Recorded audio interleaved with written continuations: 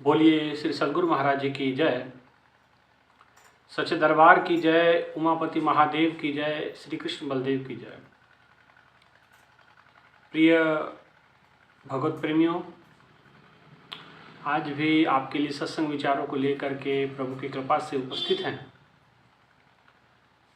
भगवान की बहुत बड़ी कृपा दया आप पर, हम सब पर है कि हमें प्रभु के ऐसे सत्संग विचार, प्रेरणा प्रसंग सुनने का सुंदर अवसर नियमित प्रभु प्रदान करते हैं। सत्संग विचारों के माध्यम से आप जीवन की जागृति, आत्मा की जागृति, आप इस आध्यात्मिक पथ पे आगे बढ़ रहे होंगे। भाइयों बहनों, प्रभु जीवन देते हैं और जीवन दे करके उनका कार्य, उनका हस्तक्षेप हमारे कर्मों में नहीं होता। जीव को स्वतंत्र कर देते हैं कि आप जो मर्जी करिए, जैसे मर्जी रहिए, जैसे मर्जी खाइए पिए। लेकिन ये जीव जन्म लेने के बाद परमात्मा को भुला देता है, विस्मृत कर देता है, और जिस कार्य के लिए परमात्मा ने इसको मनुष्य जन्म दिया, मनुष्य का चोला दिया, ये जीवन दिया, वो कार्य भूल जाता है। लेकिन प्रभु को चिंता इसकी है, तो क्या करते हैं? तो वो अपने संतों को, अपने संदेश वाहकों को प्रभु कृपा करते हैं और इनसे संसार में भेजते हैं, ताकि ये जो मानव जाति है, ये जो मानव समाज है, जो परमात्मा की ओर बढ़ना चाहिए था वो नहीं बढ़ रहा है, उसको दिशा दे सके, परमात्मा की ओर मुड़ सकें। तो संतों का काम मानव समाज को परमात्मा की ओर मोड़ना है, ईश्वर से संलग्न करना है, ईश्वर के साथ जोड़ना है। जीवन की जो मुख्य कार्य है वो यही है कि हम इस जीते जी अपने जीवन के रहते हम परमात्मा की प्राप्ति कर, उसकी भक्ति बंदगी कर। गुरबानी में आता है कि भई प्रापत मानुक देहुरिया, गोविंद मिलन की एह तेरी बरिया, अवर काज तेरे कीते न काम, मिल साध संगत भज केवल नाम। ये बहुत भाग्य से मिलता है मनुष्य का चोला, मनुष्य का जन्म। भई प्रापत मानुख देहुरिया, ये मनुष्य का जीवन तो मिल गया। गोविंद मिलन की एह तेरी बरिया, गोविंद को मिलने की ये तेरी बारी है, ये अवसर है। अवर काज तेरे कीते न काम, मिल साध संगत भज केवल नाम, और जीवन के रहते सत्संग कर लो, साधु का संग कर लो, और जीवन का सार्थकता की ओर ले जाओ। संतों की शरण में जा कर के प्रभु के नाम से जुड़ करके परमात्मा तक पहुँचो, तब तो ये जीवन सार्थक है। लेकिन अगर इसमें आकर के आपने जीवन को यूं ही गवा दिया या यूं सांसारिक कार्यों में लगे रहे, सांसारिक कार्य को कोई मना महापुरुषों के द्वारा नहीं किया गया, उन्होंने कहा कि करें, लेकिन साथ में ये भी याद रखें कि आपको ये जीवन थोड़े समय के लिए मिला है, उसके बाद आपसे ये जन्म, ये जीवन ले लिया जाएगा और आपके समस्त कर्मों का लेखा जोखा होगा, और उस लेखे जोखे के अनुरूप आपको अगला पड़ाव आपको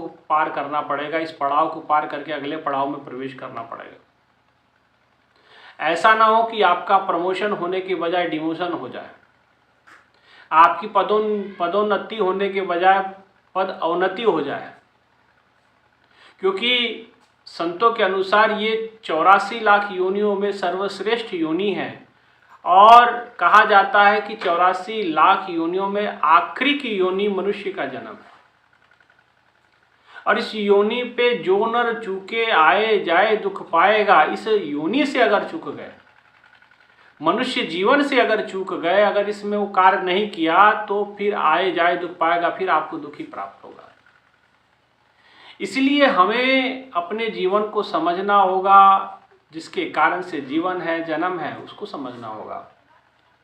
भाइयों बहनों, आप निरंतर सत्संग को सुनते हैं, सत्संग विचारों पे चिंतन भी करते होंगे, तमाम कथाएं आप प्रसंग सुनते हैं, काफ़ी लोगों के प्रश्न उत्तर हमारे से होते हैं ईश्वर से संबंधित। लोग ईश्वर की ओर बढ़ना भी चाहते हैं, कई ऐसे भी हैं जो ईश्वर के तरफ बढ़ना तो चाहते हैं लेकिन संसार छोड़ना नहीं चाहते। तो वो भी ठीक है, संसार को महापुरुषों ने कभी संसार छोड़ने की बात तो नहीं कही। उन्होंने कहा कि संसार तो छोड़ना नहीं है, लेकिन ना जग भूलो ना हरि को बिसरो, कर्म करो जिंदगानी में, ऐसे रहो दुनिया में जैसे रहता है कमल पानी में। ऐसे रहना है जैसे कमल पानी में रहता कीचड़ में ही है। कीचड़ से अपना सब जीवन उपयोगी का सामान लेता है, जीवन चलाता है, और लेकिन कनेक्शन उसका सूर्य से जुड़ जाता है, कांटेक्ट सीधा सूर्य से है, आदित्य से है। सूर्य की किरणें जब उदित होती हैं तो कमल का फूल खिल जाता है, सूर्य अस्त होता है तो कमल की पंखुड़ियां बंद हो जाती हैं। और इतना समझदार कमल है कि अपने पत्तों को भी कीचड़ से ऊपर उठा के रखता है, और उस पर अगर पानी की कुछ बूंदें चली भी जाएं पत्तों पे, कमल के पत्तों पे, तो वो भी मोतियों की तरह चमकती हैं। ये जीवन हमारा होना चाहिए था भाइयों बहनों, कि हम संसार में रहते, संसार में कार्य करते, संसार के तमाम रिश्तों को निभाते, क्योंकि परमात्मा ने या ईश्वर ने कभी आपको संसार छोड़ने की सलाह नहीं दी। किसी भी ऋषियों ने, किसी भी मुनियों ने संसार को त्यागने की बात नहीं की कि संसार में रहना पड़ेगा, त्याग करके जाएंगे कहाँ। कोई आदमी बुध ग्रह, मंगल ग्रह पे या दूसरे किसी ग्रह पे तो जाएगा नहीं, रहना धरती पे ही पड़ेगा, और धरती में है तो इसका मतलब संसार में ही हैं आप। अब संसार में रह करके आपको संसार से जैसे कमल की तरह हमारा जीवन होना चाहिए। जैसे कमल का कांटेक्ट परमात्मा से माने सूर्य आदित्य से है, ऐसे ही आपका भी संबंध ईश्वर से होना चाहिए, और ईश्वर से संबंध बना करके आपको जीवन जीना चाहिए। आप पुराने जितने ऋषि मुनि मनीषियों को देखोगे वो सांसारिक थे। सांसारिक का मतलब उनकी पत्नियां थी, उनके बच्चे थे, लेकिन सब परिवार में रहते हुए भी वो परमात्मा से संपर्क में थे, कांटेक्ट में थे, सीधा संबंध उनका ईश्वर से होता था। समय आता था वो इस प्रकार से जीवन में रहते थे कि अंत समय, जिस समय वानप्रस्थ का समय आ जाए, जीवन के आखिर के पड़ाव में वो आ जाते थे, तो बच्चों को त्याग करके, परिवार का त्याग करके वो वनों की ओर प्रस्थान कर जाते थे। वनों में जो ऋषि मुनियों के आश्रम थे, वहां जाकर के अंतिम समय परमात्मा की भक्ति बंदगी करते हुए वो समय बिताते थे, और उन्हें अपने बच्चों को छोड़ते हुए जरा सा भी दुख दर्द नहीं होता था। बड़े खुशी से बच्चे भी छोड़ के आते थे, माता पिता भी बड़े खुश होकर के वानप्रस्थ की ओर बढ़ते थे। पांडवों का उदाहरण आप देख सकते हैं। पांडव समय आया तो सब इतना, जिस राज्य को प्राप्त करने के लिए कितना संघर्ष किया, लेकिन छोड़ते समय उन्होंने 1 मिनट नहीं लगाया। पता चला कि भगवान कृष्ण ने देह त्याग कर दिया है, अर्जुन ने आके बताया द्वारका से कि प्रभु ने तो देह त्याग कर दिया है। युधिष्ठिर जी ने कहा, अर्जुन एक तो इतने समय बाद आए और समाचार भी ऐसे लाए हो, तो चलिए कन्हैया चले गए हैं तो भाई हमारा क्या काम है, हमें भी चलना चाहिए। हम भी स्वर्गारोहण करते हैं, स्वर्ग की ओर प्रस्थान करते हैं, और कहते हैं कि वो निकल पड़े अपने अंतिम पड़ाव पर, है ना। तो ऐसा जीवन उनका था, महापुरुषों का था। बड़े बड़े राजा महाराजा, राजा परीक्षित का आप कथा सुनते हैं, उनको पता चल गया कि 7 दिन बाद मैं मरने वाला, उन्होंने छोड़ दिया तुरंत, एक दुख नहीं हुआ उनको। राज्य छोड़ने में जरा संकोच नहीं लगाया, 1 मिनट नहीं लगाया उन्होंने। बेटे को बुलाया, जन्मजय को, मंत्रियों को बुलाया कि देखो भाई मेरे पास 7 दिन है और मेरे पास राज्याभिषेक करने का भी समय नहीं है, फटाफट जो हो सकता है करें, और मुझे ये सलाह दे कि मेरा ये 7 दिन में ये जीवन सफल कैसे होगा। तो कहते हैं कि भागवत कथा के लिए भगवान सुखदेव जी जो आए और उन्होंने परीक्षित को कहा कि ज्ञान को अर्जित करना पड़ेगा, भागवत कथा सुननी पड़ेगी, प्रभु का नाम स्मरण, यही एकमात्र जीवन की सफलता का सूत्र है। तो उन्होंने तुरंत कहा जब यही सूत्र है तो ये जो हमने सूत्र अभी तक अपने शरीर पे बांध रखे हैं, माने अपने साथ जोड़ रखे हैं जो नाते रिश्ते, इसको उन्होंने कहा गुड बाय, जय श्री राम, और वहाँ से वो उसको त्याग करके निकले। और परीक्षित जी आज भागवत जी का कथा का श्रवण कर रहे हैं। उनको समझ में आ गया कहाँ जीवन की चर्या होगी। राजा थे, दुनिया के कार्य थे, दुनिया के सारे तमाम कार्यों को वो करते थे, राजभाट को देखते थे और भी सांसारिक कार्यों को भी देखते होंगे, लेकिन उन्होंने 1 मिनट नहीं लगा सब कुछ छोड़ने में। क्यों? क्योंकि जीवन उनका ऐसा था ना, परमात्मा सापेक्ष होकर के जीवन जिया, परमात्मा को सर्वोपरि मान करके जीवन जिया। तो जिससे परमात्मा को सर्वोपरि माना तो उसको संसार को त्याग करते समय डर नहीं लगता।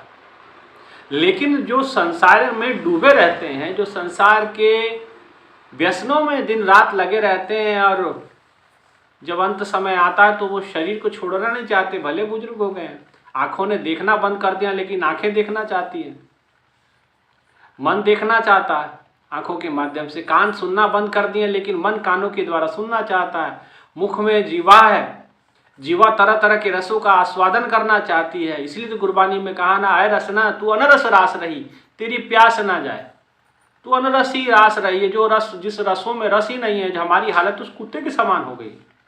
कुत्ता आपने देखा होगा, आपकी गलियों में जो कुत्ते होते हैं वो कहीं से एक हड्डी उठा के लाएंगे और चूसते रहेंगे, खूब चबाएंगे, चबा चबा के, अब हड्डी के अंदर तो कोई रस है नहीं, अब वो हड्डी पता नहीं किस पशु की है नहीं है, अब वो हड्डियों को चबाते रहेंगे, इतना चबाएंगे कि अपने दांतों को खुद घायल कर लेते हैं, और इतना जख्मी वो अपने दांतों से कर लेते कि दांतों से खून रिसने लगता है, और जब खून रिसने लगता है तो उनको अपना ही खून वो चूसते हैं, पीते हैं, और उनको लगता है कि हमने जो है आज जो है बहुत खून पी लिया, माने बहुत सारा रस प्राप्त कर लिया हड्डी के माध्यम से, जबकि हड्डी में तो कोई रस है नहीं। रस तो उनके खुद के शरीर का है, उनके दांतों के जड़ों से जो खून निकला रिसा उसका है, लेकिन अब उसको बोध नहीं है, उसको ज्ञान नहीं है। यही हमारे साथ होता है। हमारी भी हालत संसार में रहते रहते हम उस कुत्ते के समान हो जाते हैं। हमें लगता है कि हम भोग रहे हैं, भोग आप नहीं रहे हो, भोग आपको भोगते हैं। भोगे न भुगता वयो मैं अभुगता, है ना। तो इसलिए भोग नहीं आपको भोगते हैं, आप भोगों को नहीं भोगते हैं, भोग स्वयं आपको भोग जाता है। आप कहते हैं कि आप जीवन जी रहे हैं, आप जीवन जी थोड़ी रहे हैं, काल की ओर एक एक कदम आपका बढ़ता जा रहा है। लोग कहते हैं कि हम इतने साल के हो गए, इतने साल के आप नहीं हुए, मृत्यु के इतने साल करीब पहुंच गए, क्योंकि समय तो सीमित है ना, उम्र तो गिनती की है, उम्र तो आपको एक लिमिटेड टाइम पीरियड है आपके पास, और उस लिमिटेड टाइम पीरियड में से आपके पास जो बीत गया वो तो गया ही गया, माने उतना तो आपका, आप वहाँ तक पहुँच गए, इसीलिए मृत्यु के नज़दीक आ गया। इसलिए चेतना है, जागृत होना है, समझना है अपने आप के, अपने जीवन को समझो आप कि जीवन क्यों मिला, जीवन की जागृति कैसे करें जीवन के। और परमात्मा की बड़ी कृपा है कि जब संत मिलता है, प्रभु कृपा ते संत भेटिया नानक मन प्रकाश, जब प्रभु की कृपा होती तो संत मिलाप होते हैं, तब संतों का सम्मेलन, संतों का समागम, गिरजा संत समागम सम ना लाभ कछुआन। भगवान शिव कहने लगे माता गिरजा से कि संतों के समागम सम लाभ ना कछुआन, इसका जैसा लाभ कोई और है नहीं। इतना बड़ा लाभ, इतना बड़ा फायदा, इतना बड़ा कार्य संसार में कोई और नहीं है, जितना बड़ा धन ये संतों का संग है। इसलिए मीराबाई कहती, बैठी संतों के संग रंगी मोहन के रंग, मुझे मोहन का रंग लगा लेकिन संतों के संग बैठ करके, संतों के साथ रह करके प्रभु का रंग लगा। संत संग अंतर प्रभु दीठा, नाभ प्रभु का लागा मीठा। सुखमनी साहब में आता है कि संतों का संग किया तो परमात्मा मैंने अंदर प्राप्त किया, और अंदर प्राप्त करने के बाद क्या हुआ, नाम प्रभु का लागा मीठा। तो नाम जो है प्रभु का मीठा लगने लगा, नाम प्रभु का प्यारा लगने लगा, अच्छा लगने लगा। लेकिन कब? जब संतों का संग हुआ, संतों का आशीर्वाद प्राप्त हुआ, संतों की महानता तभी समझ में आती है। और ये होता है प्रभु की कृपा से। और प्रभु जब कृपा करते हैं तभी संत मिलते हैं। और जीवन को जागृति वो संत मिलते हैं इसलिए कि जीवन की जागृति कर सकें, जीवन को सही दिशा दे सकें, जीवन को सही राह दे सकें, जिस राह पे चल के हमारे जीवन की अवनति ना हो, हमारे जीवन की अधोगति ना हो, हमारे जीवन की उन्नति हो, जब जीवन हमारा प्रभु तक पहुँचे। संसार में रहते हुए हमारी हालत तो कुछ खास नहीं है। एक दिन मृत्यु में की गोद समा जाएंगे, चाहे कोई भी हो, सबको मृत्यु की गोद में समाना है। लेकिन कबीरदास जी महाराज कहते हैं कि जिस मरने ते जग डरे मेरे मन आनंद, और मरने ही ते पाइए पूर्ण परमानंद। मेरे मरने से तो मुझे आनंद की प्राप्ति होगी, मुझे सुख मिलेगा, मुझे शांति मिलेगी। और जिस मरने ते जग डरे, जिसके मरने से लोग डरते हैं कि मैं मर जाऊंगा, मैं मर जाऊंगा, उसको आनंद हो रहा प्राप्त करने में, है ना। और उनको खुशी हो रही, क्यों? क्योंकि वो परमात्मा से जुड़ चुके हैं। तो आप भी जब परमात्मा से जुड़ जाएंगे तो आपको भी सबसे बड़ा भय तो मृत्यु का होता है, और वो भय आपका खत्म हो जाएगा। परमात्मा की भक्ति आदमी को निर्भय बना देती है, जीव को निर्भय बना देती है। वो काल से परे अकाल तक पहुंच जाता है, और वो उसका अकाल मृत्यु उसका क्या बिगाड़ेगी? जो परमात्मा का हो गया, जो परमात्मा के लिए देखते हुए सापेक्ष जीवन जीता है। इसलिए संतों का केवल इतना मात्र उद्देश्य होता है कि जीवन अगर मिला है तो इसको प्रभु के लेखे में लगाया जाए। इसलिए बार बार संत जीवन में आते हैं, जीवन की सार्थकता को समझाते हैं। इसलिए भाइयों बहनों, हमारा भी ये दायित्व बनता है, हम जितने संसार में लोग रहते हैं, और इस बात पे जरूर चिंतन करना है कि जीवन हमें किस लिए मिला है, जीवन की सार्थकता क्या है, जीवन हम कैसे जी रहे हैं। ये जो जीवन आप जीते हैं ये जीवन नहीं है, ये तो पल पल मृत्यु की ओर बढ़ रहे हैं, पल पल मौत आपके नज़दीक आ रही है, आपको इसका भान नहीं है, इसका आभास नहीं है। संतों को पल प्रतिपल मृत्यु का आभास होता है, इसलिए वो परमात्मा के नाम से जुड़े रहते हैं। आपको यही नहीं पता कि जीवन जिंदगी मिली क्यों है, जीवन मिला क्यों है ना। इसलिए महापुरुषों ने कहा कि ये जो जीवन मिला है ये बड़ा मौका, बड़ा सुहाना मौसम है, ये सुहाना अवसर परमात्मा ने करुणा कर देत नरदेही देत इस बिन हेत स्नेही। ये अपने स्नेह के कारण से परमात्मा ने आपको ये देह दिया, लेकिन उसका स्नेह का क्या आपने परत फेड़ किया, माने आपने उसके रिटर्न में उसको क्या दिया? परमात्मा ने तो प्रेम किया आपसे और आपको ये जीवन दिया, लेकिन इसके बदले में आपने परमात्मा को क्या दिया? आपने परमात्मा की कौन सा ऐसा कार्य किया जो संसार में आकर के, अब आप कोई मर जाता है तो नाम के पीछे स्वर्गवासी लगा देते हैं, फलाना व्यक्ति, फलाना सेठ जी मर गए, स्वर्गवासी फलाना फलाना व्यक्ति। अब हर एक घर में फोटो होगी। अब स्वर्ग को गए कि नरक को गए तो भगवान ही जानते हैं, है कि नहीं। कर्म ऐसा करना पड़ेगा ताकि, और स्वर्ग नहीं, संतों ने तो कहा तो मोक्ष के मार्ग को बढ़ना। स्वर्ग तो थोड़े समय के लिए होते हैं। रामचरितमानस कहती है स्वर्गो स्वल्प अंत दुखदायी। स्वर्ग तो थोड़े समय के लिए, इसलिए कई लोग पुण्यों में लगे रहते हैं। ये कार्य करेंगे तो पुण्य होगा, ये कार्य करेंगे तो पाप लगेगा, ये कार्य करेंगे तो अच्छा होगा, ये कार्य। पाप और पुण्य से ऊपर होती है भक्ति। पाप और पुण्य दोनों का फल आपको भोगना पड़ता है। पाप करोगे तो भी बुरा करना करोगे तब भी आपको उसके कर्म भोगने पड़ेंगे, और पुण्य करेंगे, अच्छा काम करेंगे तब भी उसको फल भोगना पड़ेगा। एक कर्म भी अगर शेष है, पाप शेष है चाहे पुण्य शेष है, तब तक आपको इस आवागमन में आना पड़ेगा। पुनरूपी जननम पुनरूपी मरणम, ये आपका होता रहेगा। पुनरूपी जननी जठरे शयनम, बार बार जननी के जठर अग्नि में शयन करते रहना पड़ेगा अगर एक कर्म भी शेष है। लेकिन भक्ति क्या करती है, प्रभु की बंदगी क्या करती है? जब प्रभु की भक्ति हम करते हैं तो उसके सारे कर्म उसके अंदर स्वाहा हो जाते हैं, वो सब राख कर देता है उसको। बीज को जला के, उन तमाम जो बीजों को जला करके, कर्म रूपी बीजों को जला करके प्रभु की भक्ति स्वाहा कर देती है। जैसे अक्षत के दाने होते हैं, चावल के दाने होते हैं, अक्षत जो हम माथे पे लगाते हैं इस जगह पे, जब कोई मांगलिक कार्य होता है या शुभ कार्य होता है, आप कभी मंगल आरती होती होगी तो आप देखे होंगे कि चावल के कुछ दाने और तिलक पंडित जी लगाते हैं। क्यों लगाए जाते हैं? अक्षत की खासियत होती है, अक्षत में उगने की क्षमता नहीं है, चावल में उगने की क्षमता नहीं है। अगर धान लगाओगे तो धान का पौधा उग जाएगा, लेकिन अक्षत नहीं उगता। लेकिन ऐसे ही ये भक्ति के द्वारा, इस साधना के द्वारा प्रभु की कृपा से जो ज्ञान प्राप्त होता है, उसमें जो ज्ञान की अग्नि हम प्रज्वलित होती है हमारे घट के भीतर, वो प्रकाश जब प्रकट होता है तो उसके अंदर सारे प्रकार के कर्म जल के स्वाहा हो जाते हैं। इसको गीता में बड़ा सुंदर समझाते हैं भगवान कृष्ण, ज्ञान अग्नि सर्व कर्माणि भस्मसात् कुरुते तथा, कि ज्ञान की अग्नि सारे कर्मों को जला के भस्म कर देती है। ज्ञान की अग्नि तुम्हारे अच्छे बुरे सारे कर्मों को जला के स्वाहा कर देती है। और जब सारे कर्म जल के आपके स्वाहा हो जाते हैं तब आप मोक्ष की ओर, मुक्ति की ओर अग्रसर हो जाते हैं। इसीलिए कहा भक्ति सर्वश्रेष्ठ कर्म कहा गया, क्योंकि ये तमाम बंधनों को काटता है। और आजकल हम देखते हैं भक्ति भी एक फैशनेबल हो गई है। नवरात्रि आ गए तो माता की भक्ति, शिवरात्रि आ गई तो शिव जी की भक्ति, गणेश चतुर्थी आ गई तो गणेश जी की भक्ति, जन्माष्टमी आ गई तो कन्हैया के रंग में रंग गए, सावन आएगा फिर आप कावड़ उठा के जाएंगे तो आप उसके रंग में रंग जाएंगे। तो ये तो सीजनेबल आपका काम चल रहा है, पर ये भक्ति थोड़ी है भाई।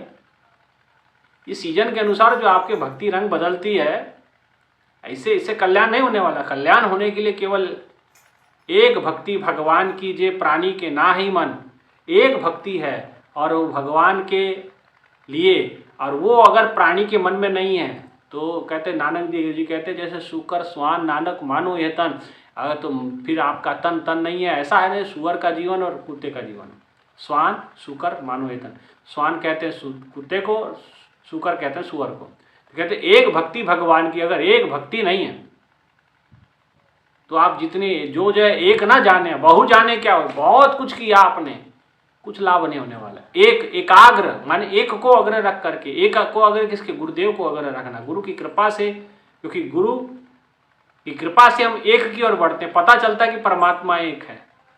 उस एक को आगे रख करके, एक ईश्वर को आगे रख करके जिस हम भक्ति करते हैं, माता का ही रूप परम शिव का ही है, शिव ही माता है, माता ही शिव है, शिव ही कृष्ण है, शिव ही राम है, राम ही शिव हैं। ये सब एक दूसरे के पूरक हैं, कोई अलग अलग नहीं है। लेकिन जब तत्व रूप से देखेंगे तब, ऐसे तो उनके देह लीला आपको भिन्न नजर आ सकती है, रंग रूप व्यवहार आचरण सब भिन्न है, लेकिन फिर भी वो एक ही है जब उसको तात्विक रूप से देखते हैं। इसलिए कि राम भक्ति चिंतामणि सुंदर, आप चिंताएं करनी छोड़ें। अगर आपको चिंताएं करनी, चिंता आ रही है, इसका मतलब राम की भक्ति, प्रभु की भक्ति प्राप्त कहाँ हुई कि राम भक्ति चिंतामणि सुंदर, राम की भक्ति करोगे तो चिंताओं को हरने वाली सुंदर मणि है।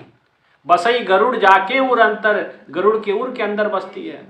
ये गरुड़ वो बाहर नहीं है, वो अंतर में बसती है। राम भक्ति चिंतामणि सुंदर बसई गरुड़, गरुड़ जी अंदर बसती है, बसई उर अंतर किस रूप में बसती है, परम प्रकाश रूप दिन राती, नहीं कछु चाहिए दिया घृत बाती। उसके लिए तो किसी धी की, किसी घी की, किसी दीपक की, किसी प्रकार की कोई सामग्री की तो आवश्यकता ही नहीं। बिन पद चले सुने बिन काना, बिन कर कर्म करे विधि नाना, बिन बानी बक्ता बड़ जोगी, आनंद रहित सकल रस भोगी। वो सारे रसों को भोग जाता है, ऐसा वो आनंद है, ऐसा परम आनंद है।